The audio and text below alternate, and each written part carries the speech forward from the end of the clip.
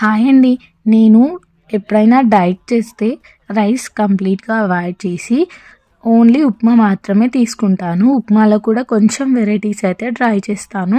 అలా ట్రై చేసిందే ఈ కొబ్బరి పాల ఉప్మా. మీకు ఆల్రెడీ తెలిసి ఉంటే ఓకే. బట్ తెలియకపోతే ఒకసారి అయితే ట్రై చేయండి. మంచి టేస్టీగా ఉంటుంది. దీనికోసం ఫస్ట్ మనం కొబ్బరిలని కట్ చేసుకొని ఇంకా మిక్సీ పట్టి పాలను అయితే సపరేట్ చేసుకోవాలి. ఆ తర్వాత స్టవ్ పై పాన్ పెట్టుకొని ఆయిల్ హీట్ అయిన తర్వాత మనం జీలకర్ర ఆవాలు వేసుకొని కరివేపాకు కూడా వేసుకోవాలి.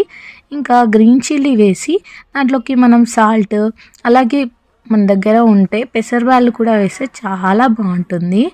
ఇంకా మనం ఆనియన్స్ కూడా వేసి అవి మగ్గిన తర్వాత మనం తీసి పెట్టుకున్న కొబ్బరి పాలు కూడా బాగా వేసి మరలించిన తర్వాత రవ్వ కూడా వేసి మంచిగా ఉడికించుకోవాలి. ఇంకా ఆ తర్వాత మనకైతే కొబ్బరి పాలతో ఉప్మా రెడీ అయిపోతుంది. చాలా టేస్టీగా ఉంటుంది. ట్రై చేయండి.